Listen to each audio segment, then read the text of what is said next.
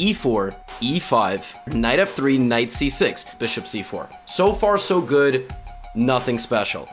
Black now plays the move knight f6, just getting the second knight out, and now we get the picture on the thumbnail, knight g5. You cannot fried liver someone unless they play the move knight f6. If they play bishop c5, you might need to incorporate something else, because the point is that knight g5 is met with the queen. So knight on g5 is only possible if black develops the knight to f6, and you are now threatening the pawn on f7 with the knight and the bishop. This isn't some sort of genius trap. White isn't completely winning here, but there are a lot of things that black can do wrong, and first I will show you how black can lose immediately. So this attack can only be blocked if black pushes this pawn 2 squares to d5, okay? If this happens, you will take with the pawn like this.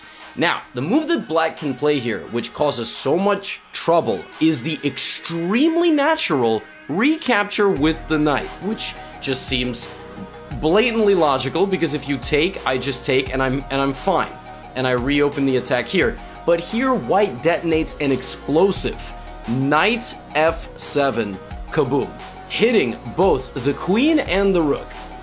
This is a huge problem. Now, black takes, because if black doesn't take, you get huge material, and when you see this and this, you bring out the queen with check on f3. The queen attacks the king, and a double attack with the bishop on the knight. And now, the very first game I ever played in a chess tournament went like this. My opponent hit on g8, bishop takes knight, is a mate.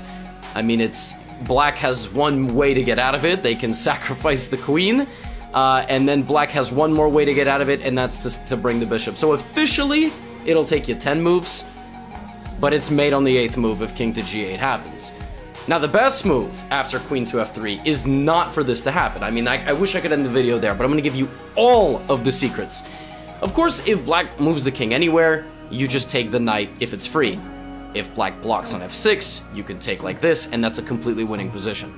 But if black plays the move king e6, this is the most challenging thing. This brings the king to defend the knight on d5. And now, rather than taking it, because that would result in a trade, you add pressure to this pin with the move knight c3. Now, 3 things attack this, and for example, in this position, if black plays like knight d4 attacking our queen, we will take with the bishop, check, move the queen out of the way, and get on with life by castling. But if black defends this knight with a move like knight b4, which is considered the main line, actually, this position has been reached, what I recommend for you to do here is to not get so worried about defending this pawn and just castle. And what this is doing is it's readying a rook to enter and join in on the attack. Black in this position cannot take, because the bishop needs to, the knight needs to maintain the guard of this knight from the bishop, so black will have to play c6. Nothing else. Literally, there is nothing else that black can do. Black has to overprotect, and now I really like the move pawn to d4, shattering the defenses in the center. If black takes this, black immediately loses.